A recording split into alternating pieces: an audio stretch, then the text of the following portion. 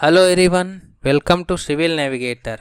आज मैं आप लोगों के साथ अपना जो एक्सपीरियंस है उत्तराखंड पब्लिक सर्विस कमीशन के इंटरव्यू का उसको मैं शेयर करूंगा। मेरा इंटरव्यू था 29 मई को सेकंड शिफ्ट में। तो क्या हुआ, कैसे क्या होता है, उसके बारे में मैं आप लोगों से आज बात करूंगा। तो सबसे पहले जैसे ही आप जाएंगे, एक बार आपका डॉक्यूमेंट वेरिफिकेशन पहले भी हो चुका होगा, उसके बाद जाएंगे तो फिर से डॉक्यूमेंट ओरिजिनल ले जाने होते हैं और 2 फोटोग्राफ ले जाने होता है, आईडी प्रूफ ले जाना होता है अपना। उसके बाद डॉक्यूमेंट वेरिफिकेशन होता है। उसके बाद 2 फॉर्म भरवाए जाते हैं आपसे। एक तो भरवाया जाता है डिक्लेरेशन फॉर्म, जिसमें ये लिखा होता है कि आप पैनल के सामने, इंटरव्यू पैनल के सामने अपना नाम, कास्ट, रोल नंबर और आप कहाँ से आए हैं, रेजिडेंस आपका क्या है, उसके बारे में पैनल के सामने डिस्क्लोज नहीं करेंगे। वहाँ पे आप फिर डिक्लेरेशन भरवा के साइन करवा लिया जाता है। साथ ही साथ दूसरा होता है प्रपत्र 5। ये भरना ज़रूरी नहीं है, अगर आप चाहते हैं कि भरना तो भर सकते हैं, नहीं चाहते हैं तो नहीं भरते हैं। ये आपका पैनल के सामने जाएगा। इसमें आप ग्रेजुएशन के बाद कुछ किया है, पोस्ट ग्रेजुएशन या कोई डिग्री, डिप्लोमा, वो भर सकते हैं आप। प्रेजेंट जॉब क्या है, कोई बिजनेस कर रहे हैं, क्या एक्सपीरियंस है, वो सब भर सकते हैं। तो यहाँ से सवाल पूछने के चांसेस रहते हैं, तो बेहतर होगा कि आप भर दें, क्योंकि आप इन फील्ड्स में ज़्यादा कंफर्टेबल होंगे। तो वहाँ से क्वेश्चन निकल के आते हैं आपके लिए। तो प्रपत्र 5 भर सकते हैं, नहीं चाहें तो नहीं भर सकते हैं, कोई कंपलसरी नहीं है, लेकिन ये कंपलसरी है। तो ये चीज़ें डिक्लेरेशन आपको भरनी होगी, ताकि आप पैनल के सामने कुछ भी डिस्क्लोज ना करें। और इन दोनों को भरने के बाद, डॉक्यूमेंट वेरिफिकेशन होने के बाद, आपको एक कोड 6 डिजिट का कोड अलॉट कर दिया जाएगा। यही जाता है इंटरव्यू पैनल के सामने। तो उनको ना तो आपका रोल नंबर पता होता है, ना आपका नाम पता होता है, ना कास्ट पता होती है, ना कहाँ से आए हैं। तो जो पर्सनल क्वेश्चन आपके बनने वाले थे, उनका स्कोप ख़त्म हो जाता है। आप अपना इंट्रो दो, या आप कहाँ से आए हैं, उस प्लेस के स्थान पे, प्लेस पे कुछ क्वेश्चन बन सकते थे, नाम पे, इन सब पे क्वेश्चन बनते थे, वो सब ख़त्म हो जाता है स्कोप। तो कहीं ना कहीं जो बात होती थी, शुरुआत होती थी अपने बारे में कुछ बताओ, वो अब नहीं बताना है, तो वो ख़त्म हो जाता है। सीधे आपका या तो प्रपत्र 5 से वो लोग पूछना स्टार्ट कर देते हैं, ग्रेजुएशन के बाद क्या किया, उस सब के बारे में, जॉब कैसा है, क्या है, इन सब से क्वेश्चन उठते हैं। या फिर वो जो उनकी इच्छा हो वहाँ से पूछना शुरू कर देते हैं। कभी कभी आपसे पूछ लेते हैं आपका नाम क्या है।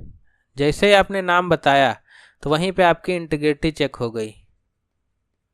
अभी 5 मिनट पहले आप डिक्लेरेशन भर के आए हैं कि हम, मैं बताऊंगा नहीं, और आप पैनल के सामने अपना नाम बता रहे हैं, तो यहाँ पे आप पोलाइटली डिक्लाइन कर सकते हैं। सर, मैंने अभी भी डिक्लेरेशन साइन किया है, सॉरी सर, मैं अपना नाम नहीं बता सकता हूँ। तो वो बेहतर आंसर होगा, ना कि अपना नाम बता देना। वहीं इंटीग्रिटी चेक होगी और आपके मार्क्स कट जाएंगे। तो वो सब कुछ नहीं बताना है, पहले भी आपको बता भी दिया जाता है बाहर, जब आपसे डिक्लेरेशन साइन करनी होती है, कि आप वहाँ पे कुछ भी नहीं बताएंगे इन चीज़ों के बारे में।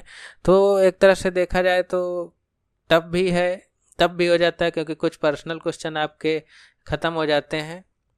वहीं कुछ डायरेक्ट सीधे सिलेबस से या फिर प्रपत्र 5 से वो लोग क्वेश्चन पूछना स्टार्ट कर देते हैं। वहीं ये फेयरनेस लाने के लिए, कि किसी के साथ डिस्क्रिमिनेशन ना हो, ना कास्ट बेसिस पे, ना भी रेजिडेंस के बेसिस पे, आउटसाइडर हैं या स्टेट के हैं, तो उस हिसाब से कोई भी डिस्क्रिमिनेशन ना हो, तो उसके लिए ज़रूरी भी है। तो पैनल को सिर्फ आपका कोड पता होता है, क्योंकि वो आप ले करके जाएंगे। अब उसके आप उस पर आपकी फ़ोटो भी लगी रहती है। उनको पता होता है जो भी डिटेल आपने प्रपत्र 5 में भरी हैं, वो उनके सामने रहती हैं। और आपने जो फॉर्म में डिग्री भरी होगी, ग्रेजुएशन क्या किया है, उसकी डिटेल रहती है उनके सामने, और कोई भी डिटेल नहीं रहती है पर्सनल आपकी। तो यहाँ से क्वेश्चन ख़त्म हो जाते हैं। तो पर्सनल क्वेश्चन यहाँ पे ख़त्म ही हो जाते हैं। कोई भी प्रोफाइल से आपकी क्वेश्चन नहीं बनता है। पूछते हैं तो आपको डिक्लाइन कर देना है, उनको आंसर नहीं करना है। नाम पूछते हैं, रोल नंबर पूछते हैं, कभी कभी पूछ भी लेते हैं चेक करने के लिए कि कितना अब इंटीग्रिटी है तुम्हारे अंदर, कि अभी डिक्लेरेशन साइन करके आ रहे हो फिर भी सब आंसर दे रहे हो। तो वो इसलिए कभी कभी पूछ लेते हैं। तो एक स्कोप ख़त्म हो जाता है पर्सनल क्वेश्चन का। तो आपको कुछ भी प्रिपेयर नहीं करना है अपने डिस्ट्रिक्ट से रिलेटेड या अपने नाम से रिलेटेड है, ये सब कुछ जो प्रिपरेशन होती थी वो सब ख़त्म हो जाती है, उसका स्कोप ख़त्म हो जाता है। तो सीधे वो लोग प्रपत्र 5 से शुरू कर देते हैं। मैं अपनी बात करूं तो मेरा बोर्ड जो था रवि गोडियाल सर का था, 5 मेंबर थे, लगभग 35 से 40 मिनट के करीब इंटरव्यू गया होगा। तो सबसे पहले जाते ही उन्होंने मेरा कोड ही पूछ लिया। अभी 10-15 मिनट पहले मिलता है, आप प्रेशर में होते हैं, टेंशन में होते हैं, तो देखना चाहते हैं कि आपने कोड याद किया है कि नहीं, 6 डिजिट का कोड, क्योंकि वो तो स्लिप आप सर के पास होगी, आप सामने बैठे होंगे। तुरंत पहला क्वेश्चन यही कि क्या आपने आपका कोड क्या है। तो पहले भी बच्चों ने बता रखा था कि पूछते हैं, रवि सर ही ज़्यादा पूछते हैं और कोई नहीं पूछता है, बाकी पैनल जो हैं तो रवि सर ही ज़्यादा पूछते हैं। तो उन्हीं के सबसे पहले वो कोड ही पूछ लेते हैं।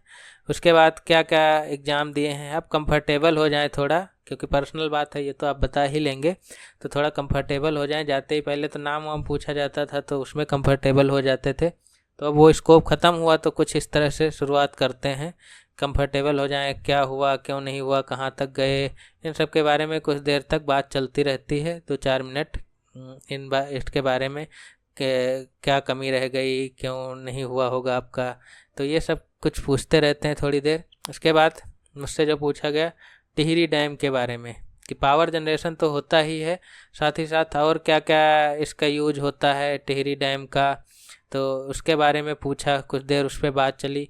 और उसके बाद सबसे ऊंचा है कि नहीं है अगर नहीं है तो कौन है तो उसकी हाइट क्या है, तो ये सब क्वेश्चन, टाइप क्या है, उनका मेन एम रहता है कि एक आपने बताया है, उसके बाद तब तक पूछते हैं जब तक आप आंसर ना जानते हैं, सॉरी सर बोल के निकलना ना चाहते हो, तब उसके बाद टॉपिक चेंज होता है। उसके पहले तक आपसे क्रॉस क्वेश्चन होते ही रहते हैं कि जैसे मैंने और पर्पज बताया है, उसके बाद कौन सबसे ऊंचा है, हाइट क्या है, उसकी टाइप क्या है, तो ये सब कुछ देर तक उस पर टिहरी डैम पे ही बात चलती रही। उसके बाद शिफ्ट हो गए इकोनॉमी वाले पोर्शन पे कि बैलेंस ऑफ पेमेंट क्या होता है, करंट अकाउंट डेफिसिट क्या होता है।